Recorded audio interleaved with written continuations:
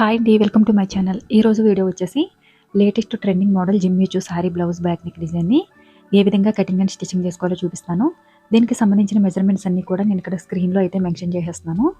Back part వరకు క్లాత్ని అయితే ఈ విధంగా కటింగ్ చేసేసుకుని ఇప్పుడు ఈ క్లాత్ మీద మెజర్మెంట్స్ని అయితే డ్రా చేసేస్తున్నాను. చాలా ఈజీగా ఎవరైనా స్టిచ్చింగ్ చేసుకోగలిగే బ్లౌజ్ డిజైనే. అలానే దీనికి సంబంధించిన కాస్ట్, ఈ బ్లౌజ్ కోసం ఏ మెటీరియల్ని యూజ్ చేశాను, ఎంత మెటీరియల్ని యూజ్ చేశాను అనేది మొత్తం వీడియోలోనే మెన్షన్ చేస్తాను. మీరు ఎక్కడ కూడా వీడియోని స్కిప్ చేయకుండా చూడండి. వీడియోని స్కిప్ చేయకుండా చూడటం వల్ల మీకు డీటెయిల్స్ అన్నీ కూడా క్లియర్గా తెలుస్తుంది. ఎవరైనా మన ఛానల్ ఫస్ట్ టైం చూస్తుంటే సబ్స్క్రైబ్ చేసుకోండి. అలాగే పక్కనే ఉన్న బెల్ బటన్ని క్లిక్ చేసి ఆల్ అనే ఆప్షన్ని క్లిక్ చేయండి. ఆల్ ఆప్షన్ క్లిక్ చేసిన వారికి మాత్రమే నోటిఫికేషన్ వస్తుంది. ఇక్కడ వచ్చేసి నెక్ డిజైన్ కోసం అని చెప్పేసి ఒక బాక్స్ని అయితే డ్రా చేస్తున్నాను. డిజైన్ అయితే సింపుల్గానే ఉంటుంది. ఎవరైనా ఈజీగా స్టిచ్చింగ్ చేసేయగలుగుతారు.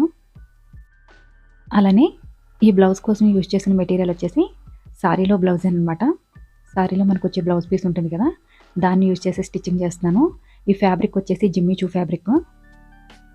దీనికోసం మనకి సారీలో నార్మల్గా 1 మీటర్ అయితే బ్లౌజ్ పీస్ వస్తుంది కదా, దానికి ఒక 1/2 మీటర్ ఎక్స్ట్రాగా మనకి కలర్ కాంబినేషన్ ప్రకారం 1/2 మీటర్ అయితే ఎక్స్ట్రాగా క్లాత్ని తీసుకుని స్టిచ్చింగ్ చేస్తే సరిపోతుంది. మనకి సారీ నుంచి కూడా ఏమీ ఎక్స్ట్రా క్లాత్ అయితే కటింగ్ చేసుకొని అవసరం లేదు. ఇక్కడ క్యాన్వాస్ పేపర్ తీసుకుని డబుల్ ఫోల్డింగ్ చేసుకుని నెక్ డిజైన్ అయితే డ్రా చేసేస్తున్నాను. ఇది వచ్చేసి పార్ట్ నెక్ బ్లౌజ్ డిజైన్ అనమాట. నేను కొంచెం ఇక్కడ నెక్ అయితే డీప్గానే డ్రా చేశాను. మీరు మీ బ్లౌజ్ కొలతని బట్టి నెక్ డీప్ని అయితే డ్రా చేసుకోండి. ఈ క్యాన్వాస్ పేపర్ని స్క్రీన్లో చూపించిన విధంగా కటింగ్ చేసేసుకుని స్టార్టింగ్ మాత్రం ఈ విధంగా 1 ఇంచ్ అయితే మనకి నెక్ సాగిపోకుండా ఉండడం కోసం అని చెప్పేసి ఈ విధంగా కటింగ్ చేస్తున్నాను. అలానే ఇది మనకి ఫ్యాబ్రిక్ వచ్చేసి చాలా థిక్నెస్ తక్కువ కదా, అందు గురించి అని చెప్పేసి బ్యాక్ పార్ట్ మొత్తం కూడా క్యాన్వాస్ పేపర్ని అయితే స్టిచ్చింగ్ చేస్తున్నాను. మీకు క్యాన్వాస్ పేపర్ కనుక అవైలబుల్గా లేకపోతే డైరెక్ట్గానే స్టిచ్చింగ్ చేసేసుకోవచ్చు. ఎక్స్ట్రా ఉన్న క్యాన్వాస్ పేపర్ని కటింగ్ చేసేసుకుని ఇప్పుడు మెయిన్ ఫ్యాబ్రిక్ని అయితే స్టిచ్చింగ్ చేసేసుకోవాలి. ఈ మెయిన్ ఫ్యాబ్రిక్ వచ్చేసి మనకి ట్రాన్స్పరెంట్గా ఉంది కనుక పై వైపు నుంచి స్టిచ్చింగ్ చేసేస్తున్నాను. వీడియో నచ్చితే కనుక లైక్ చేయండి. అలానే ఎవరికైనా యూజ్ అవుతుంది అనుకుంటే వీడియోని షేర్ చేయడం మర్చిపోకండి. ఇక్కడ చూపిస్తున్న ఈ డిజైన్ వచ్చేసి మనకి లైనింగ్ బ్లౌజ్ 400 నుంచి 500 లోపు ఉంటే కనుక ఈ డిజైన్ కోసం అని చెప్పేసి ఒక 1200 వరకు అయితే స్టిచ్చింగ్ చార్జెస్ తీసుకోవచ్చు. ఎందుకంటే డిజైన్ స్టిచ్చింగ్ చేయడం కొంచెం టైం తీసుకుంటుంది. చూడడానికి సింపుల్గా కనిపించినా సరే మనకి డిజైన్ మొత్తం స్టిచ్చింగ్ చేసేసరికి టైం అయితే హెవీగానే తీసుకుంటుంది. ఇలా ఎక్స్ట్రా ఉన్న ఫ్యాబ్రిక్ మొత్తం కటింగ్ చేసేసుకున్న తర్వాత ఇప్పుడు దీన్ని మిడిల్లోకి ఫోల్డింగ్ చేసేసి చిన్నగా కటింగ్ చేసుకోవాలి. ఆల్రెడీ మనం కట్ చేసి పెట్టుకున్న ఈ బ్యాక్ నెక్ ఏదైతే ఉందో దీన్ని క్యాన్వాస్ పేపర్కి అయితే ఐరన్ చేసేసాను. ఇలా ఐరన్ చేసేసుకున్న తర్వాత చుట్టూ కూడా స్టిచ్చింగ్ చేసేసుకుని దీన్ని కూడా మిడిల్లోకి ఫోల్డింగ్ చేసేసి మిడిల్లో చిన్నగా కట్ చేసుకోవాలి.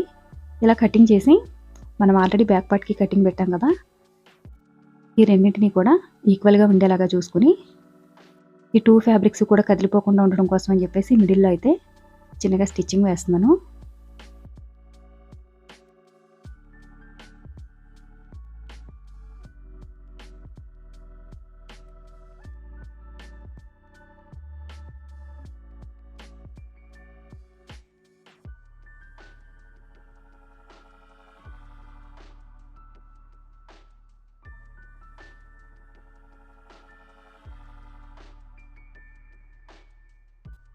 ఇలా నెక్ చుట్టూ కూడా కటింగ్ చేసేసుకున్న తర్వాత ఇప్పుడు ఈ నెక్ని అవతల వైపుకి ఫోల్డింగ్ చేసి ఒకసారి ఐరన్ చేసుకుంటే మీకు ఇంకా నీట్గా స్టిచ్చింగ్ చేసుకోవడానికి వీలుగా ఉంటుంది. ఐరన్ చేసేటప్పుడు ఇప్పుడు కూడా లైనింగ్ క్లాత్ వైపు నుంచి ఐరన్ చేస్తే మనకి మెయిన్ ఫ్యాబ్రిక్ అనేది డ్యామేజ్ కాకుండా ఉంటుంది. ఈ విధంగా నెక్ చుట్టూ కూడా స్టిచ్చెస్ వేసేసుకున్న తర్వాత ఇప్పుడు డాట్స్ అయితే వేసేస్తున్నాను. స్టిచ్చెస్ కోసం 1.5 ఇంచ్కి అయితే ఈ విధంగా మార్కింగ్ చేసేసుకుని ఇప్పుడు ఈ క్లాత్ని మిడిల్లోకి ఫోల్డింగ్ చేసేసి 2 సైడ్స్ కూడా 3.5 ఇంచు లేదంటే 4 ఇంచెస్ లెంత్లో డాట్స్ అయితే వేసేసుకోవాల్సి ఉంటుంది. 2 సైడ్స్ కూడా డాట్స్ వేసేసుకున్న తర్వాత మనకి దీనికి పైపింగ్ చేసుకోవాలనుకుంటే కనుక పింక్ కలర్ క్లాత్లో పైపింగ్ చేసేసుకోవచ్చు. నేనైతే నడుం దగ్గర పట్టినైతే వేసేస్తున్నాను. ఒక 1/2 ఇంచ్ విధంగా కటింగ్ చేసుకోవడం వల్ల మనకి నడుం దగ్గర షేప్ అనేది చాలా నీట్గా వస్తుంది.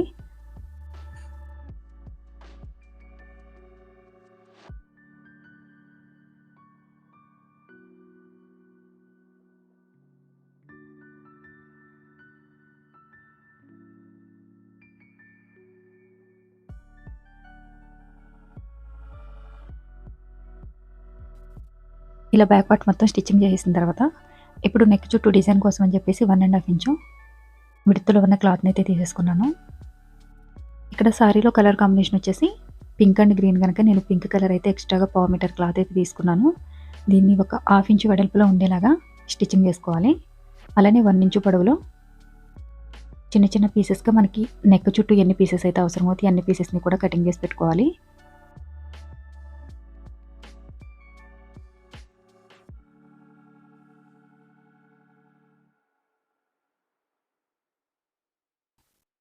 ఇలా కటింగ్ చేసుకున్న పీసెస్ అన్నీ కూడా ఒక 1 ఇంచ్ గ్యాప్ ఉంచేసి స్టిచ్చింగ్ చేసుకోవాలన్నమాట. అన్నీ కూడా ఈక్వల్గా వచ్చేలాగా గ్యాప్స్ అన్నీ కూడా చూసుకోవాలి. మరి దూరంగా స్టిచ్చింగ్ చేసిన డిజైన్ అనేది అంత నీట్గా రాదు. నెక్ చుట్టూ కూడా ఈ పీసెస్ని కంప్లీట్గా స్టిచ్చింగ్ చేసేసుకోవాలి.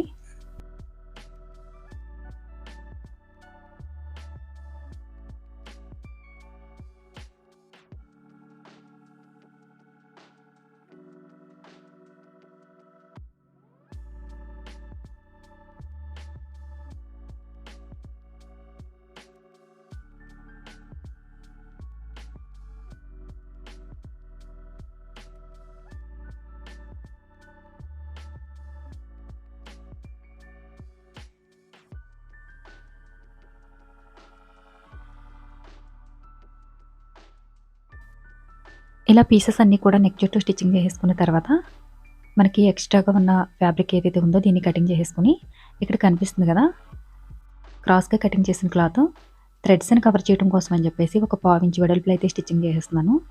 మరి ఎక్కువ వెడల్పులో స్టిచ్చింగ్ చేసినా సరే మనకి డిజైన్ అనేది కవర్ అయిపోతుంది. డిజైన్ కవర్ అవ్వకుండా ఉండడం కోసం అని చెప్పేసి ఒక 1/4 ఇంచ్ గ్యాప్లోనే స్టిచ్చింగ్ చేస్తున్నాను.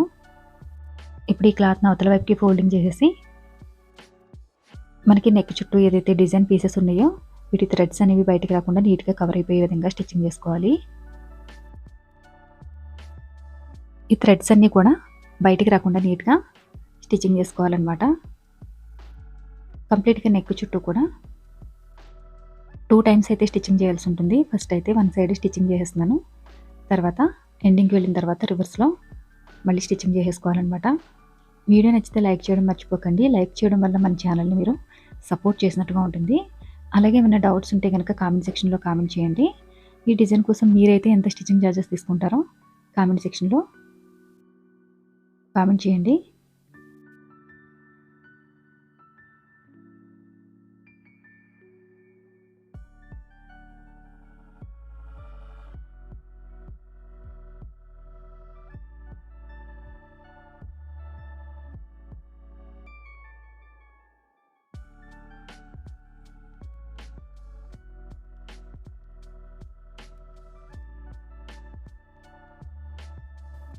ఇలా నెక్ చుట్టూ కూడా స్టిచ్చింగ్ చేసేసిన తర్వాత ఇక్కడ వచ్చేసి మీడియం సైజులో ఉన్న డోరీ థ్రెడ్ అయితే ఈ విధంగా డబుల్గా తీసుకోవాలి. మొత్తం నెక్ చుట్టూ కూడా ఇదే విధంగా తీసుకోవాలి. ఇలా తీసుకున్న తర్వాత ఇప్పుడు స్టార్టింగ్లో అయితే స్టిచ్చింగ్ చేసేసుకోవాలి. ఇది జరిగిపోకుండా ఉండడం కోసం అని చెప్పి డోరీ థ్రెడ్ ఈ విధంగా స్టిచ్ చేసేసాను. ఇక్కడ స్క్రీన్లో చూపించిన విధంగా ఇక్కడ కొంచెం మీడియం సైజులో ఉన్న బీడ్స్ అయితే తీసుకున్నాను. మీరు కావాలనుకుంటే ఇంకొంచెం చిన్న సైజులో ఉన్న బీడ్స్ అయినా సరే స్టిచ్చింగ్ చేసుకోవచ్చు. నేనైతే మీడియం సైజులో ఉన్న 2 బీడ్స్ అయితే తీసుకుని స్క్రీన్లో చూపించిన విధంగా స్టిచ్చింగ్ చేసేసుకోవాలి. ఈ బీడ్స్ స్టిచ్చింగ్ చేయడానికి మనకి టైం అనేది ఎక్కువగా తీసుకుంటుంది. మొత్తం నెక్ చుట్టూ కూడా 2 బీడ్స్ స్టిచ్చింగ్ చేసేసుకోవాల్సి ఉంటుంది.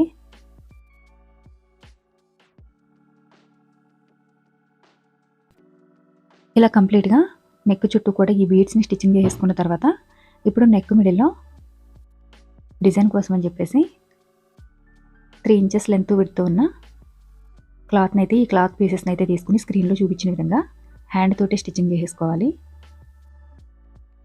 ఈ విధంగా మనకి ఎన్ని పీసెస్ అయితే అవసరం అవుతాయో అన్నింటినీ కూడా స్టిచ్చింగ్ చేసేసుకోవాలన్నమాట. ఒక లీఫ్ డిజైన్ లాగా స్టిచ్చింగ్ చేసేసుకోవాలి.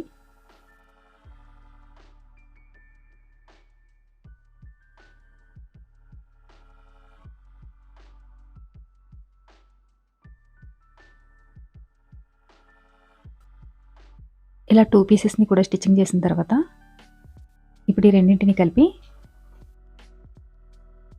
స్టిచ్ చేసేస్తున్నాను. వీటిని స్టిచ్చింగ్ చేసేసుకున్న తర్వాత మనకి బటన్ ఇక్కడ స్మాల్ సైజ్‌లో ఉన్న బటన్ తీసుకొని స్టిచ్చింగ్ చేసేస్తున్నాను. మీకు బటన్స్ చిన్న సైజ్‌లో ఉంటేనే డిజైన్ అనేది నీట్‌గా ఉంటుంది. మరి పెద్ద బటన్స్ అయితే డిజైన్ అంతా నీట్‌గా కనిపించదు. ఇప్పుడు లీఫ్ మిడిల్‌లో స్మాల్ సైజ్‌లో ఉన్న 4 బీడ్స్‌ని అయితే తీసుకొని స్టిచ్చింగ్ చేసేస్తున్నాను. ఒక్కొక్క లీఫ్‌కి 4 బీడ్స్‌ని అయితే స్టిచ్చింగ్ చేసుకోవాల్సి ఉంటుంది. ఇలా కంప్లీట్‌గా మనకి డిజైన్ కోసం అని చెప్పేసి 10 లీవ్స్ అయితే రెడీ చేసి పెట్టుకోవాల్సి ఉంటుంది.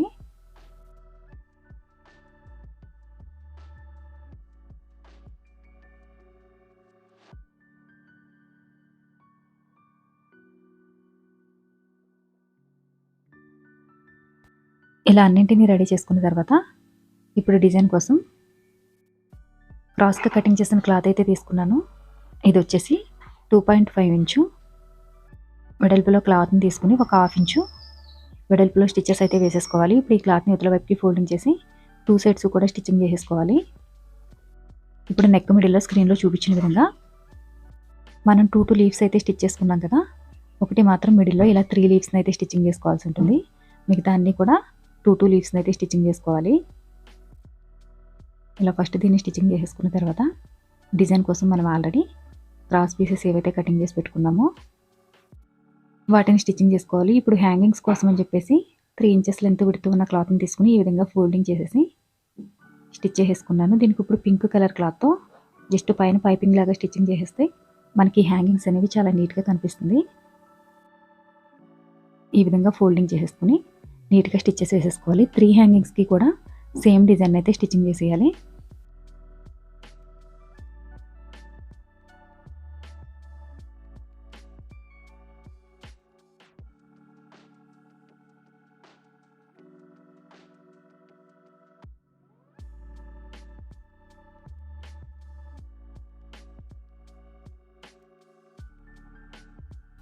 ఇలా 3 హ్యాంగింగ్స్‌ని కూడా స్టిచ్చింగ్ చేసేసిన తర్వాత ఇక్కడొచ్చేసి కొంచెం మీడియం సైజ్‌లో ఉన్న బీడ్స్‌ని తీసుకొని మిడిల్‌లో మాత్రం ఒక 5 బీడ్స్‌ని అయితే స్టిచ్చింగ్ చేసేస్తున్నాను.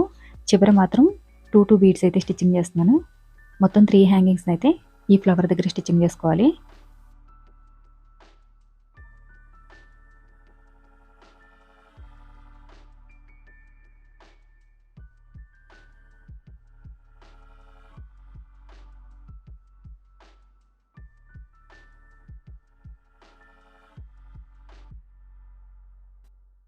ఇలా 3 హ్యాంగింగ్స్‌ని స్టిచ్చింగ్ చేసేసిన తర్వాత ఇప్పుడు డిజైన్ కోసం మనం ఆల్రెడీ స్టిచ్ చేసి పెట్టుకున్న పీసెస్ ఏవైతే ఉన్నాయో వీటిని 2 సైడ్స్ కూడా స్టిచ్ చేసేస్తున్నాను. ఇక్కడ స్క్రీన్‌లో చూపిస్తున్నాను కదా! ఈ విధంగా అయితే దీన్ని స్టిచ్చింగ్ చేసుకోవాల్సి ఉంటుంది. అలాగే లీవ్స్ అన్నీ కూడా ఇక్కడ కనిపిస్తున్నాయి కదా స్క్రీన్‌లో. ఇలా హ్యాండ్ తోటి స్టిచ్చింగ్ చేసేస్తున్నాననమాట 2 సైడ్స్ కూడా. ఈ విధంగా స్టిచ్చింగ్ చేసేసుకున్న తర్వాత ఫైనల్‌గా మన బ్లౌజ్ లుక్ అయితే ఈ విధంగా ఉంటుంది. వీడియో నచ్చితే లైక్ చేయండి, షేర్ చేయండి. Thanks for watching.